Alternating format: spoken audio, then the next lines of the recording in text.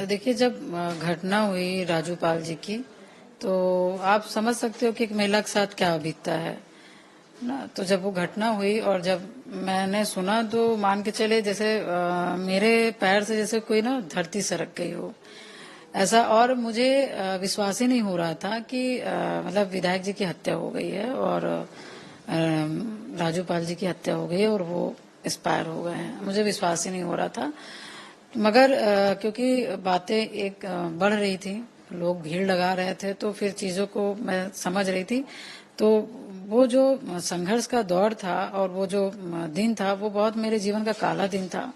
और उस घटना की वजह से मेरे लाइफ में एक बहुत बड़ा संघर्ष और बहुत से मतलब एकदम जिंदगी उथल पुथल हो गई। जो मैंने कभी इस लाइफ में सोचा नहीं था, वो सब कुछ देखना पड़ा, वो सब कुछ सहना पड़ा, वो सब कुछ करना पड़ा। एक सामान्य फैमिली जी जिससे आप आती हैं, वहाँ पे एक महिला होने के नाते बहुत चीजें फेस करनी पड़ती है, घर में बाहर में। अगर उसके बारे में कुछ बता सके कि उस दौर में जब पति को खोया, उनके शायद जो बॉडी था वो भी नहीं मिल रहा था, तो उसके बारे में बताएं क्या।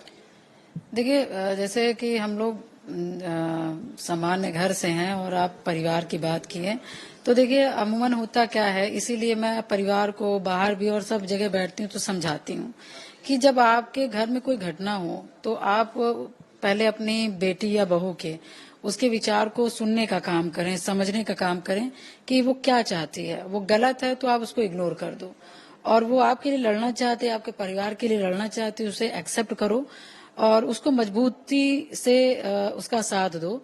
और क्योंकि होता क्या है कि मेरे साथ ऐसा हुआ कि मैं जब राजू पाल जी की मुकदमे को एफआईआर लिखवाई, तो जब उनकी हत्या हुई और एफआईआर लिखवाया, तो वहाँ पे बहुत कुछ सुनने को मिला कि ये ऐसा नहीं करना चाहिए, ऐसे से ऐसा हो सकता है, ये हो सकता है। तो मुझे बड़ी वो हुई कि एक घर में ऐसा ऐसा हत्या होती है और कैसे फैमिली के लोग हैं जो एफआईआर नहीं कराना चाहते। तो फिलहाल मैं अडिग थी अपने फैसलों में।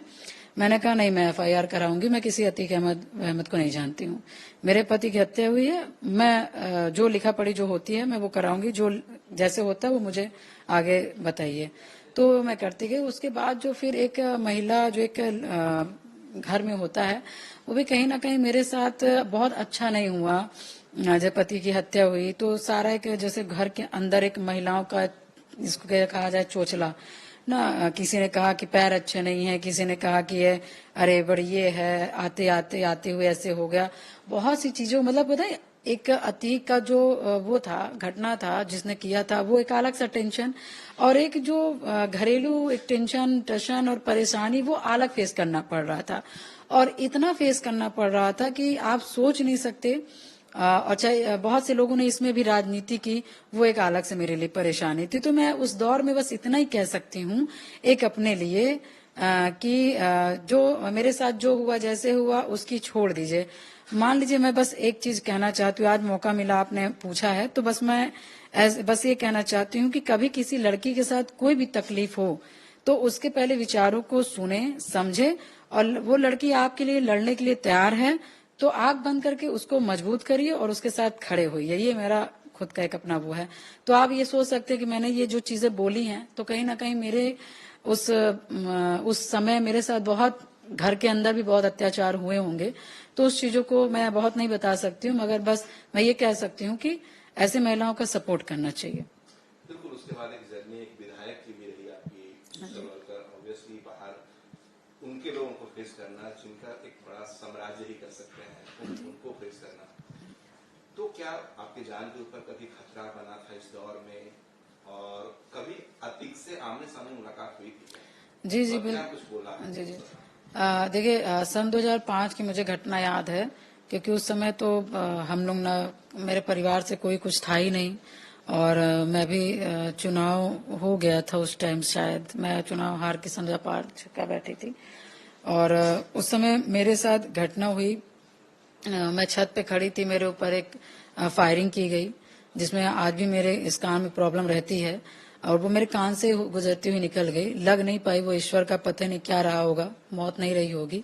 वो हुआ। उसके बाद कुछ महीने, 1 महीने के बाद मेरे ऊपर बम फेंके गए मेरे ससुराल में, और कहीं ना कहीं लिखा पढ़ी किया गया, मगर उसका दूसरा रूप दे दिया गया कि अरे लोकल लोग थे, ये था वो था, क्योंकि सत्ता शासन थी नहीं और सुनवाई हम लोगों की कहीं भी कतई नहीं हो पा रही थी। तो हम भी लोग अपना बैठ गए थे। एक तो इस तरह की चीजें हुई, और धमकी तो 1 डे से आने लगा। जब मैं FIR कराने जा रही थी, जब मैंने चिल्लाते हुए कुछ चीजें मैंने कही, और क्योंकि जो अतीक के लोग हैं वो नीवा में भी कुछ लोग वहां पे रहते हैं, तो सब अपने लोग छोड़े हुए थे, तो मेरे मुंह से कुछ चीजें निकली, तो ये हुआ कि नहीं कुछ ये लोग करेंगे। तो तब भी धमकी सटकी दी गई कि उससे कह दो कि FIR ना करे और थाने पे ना जाए, और उसे मतलब उस समय ये कहा गया। उसके कुछ दिन के बाद फिर क्या कहते हैं, मेरे सास के पास फोन आया कि उसको समझा लो कि वो मुकदमे में ज्यादा ना मुकदमा वो करे, और राजूपाल तो 3 ही महीना 9 ही दिन रहे, वो आदमी होकर हमारा कुछ नहीं कर पाए। तो ये कल की, मतलब गंदे लफ्जों में, ये कल की लड़की है, ये क्या कर पाएंगी, इसका मतलब क्या होगा इसका पता ही नहीं चलेगा। तो इस तरह के हमेशा से कुछ ना कुछ घटनाएं, दुर्घटनाएं, धमकियां मिलती रही।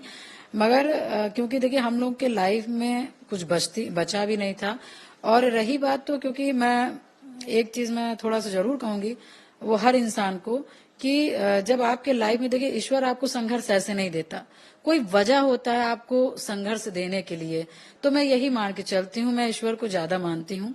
तो मुझे लगता है कि जब मैंने इस सब चीजों को मैंने ध्यान किया, सोचा कि नहीं ऐसा क्या था जो ईश्वर ने मुझको यहाँ पे खड़ा किया, क्या चाहता है मुझसे, तो मैंने उस समय ये देखा कि नहीं मेरे साथ ऐसे तो मैं सही बताऊं तो मैं खुद पहली बात तो मैं गलत किसी का करती नहीं हूँ, और ना गलत किसी का सोचती हूँ। मगर जब मेरे साथ कोई गलत करता है और सोचता है, तो फिर मैं उससे फिर मैं दबने को नहीं तैयार रहती हूँ। मुझे लगता है कि आपके पास जितनी भी क्षमता ताकत है, आप लड़िए, चाहे 2 दिन लड़िए, चाहे 4 दिन लड़िए, चाहे आप लड़ते लड़ते मर जाइए, मगर आपका ये रहेगा कि आपने हिम्मत दिखाई, आपने ताकत दिखाई।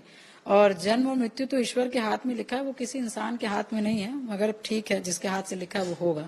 मगर ये मेरा खुद कैसा सोचना था, इसलिए मैंने फिर ये सब सोचते हुए मैंने ये संघर्ष किया, क्योंकि बहुत संघर्ष मुझे भी करना पड़ा। मगर मैंने एक टारगेट किया था कि नहीं, मेरे जीवन में इस तरह से हुआ, और जो चीजें हुआ इन लोगों की वजह से हुआ। जिंदगी पूरी खत्म हो गई, एकदम बेकार सी हो गई।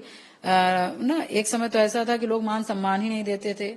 एक जो मेरा जो बेटी होने का अधिकार का भी मान सम्मान था वो भी नहीं देते थे, क्योंकि किसी के जब पति खत्म हो जाता है ना, उसके लाइफ में कुछ नहीं बचता।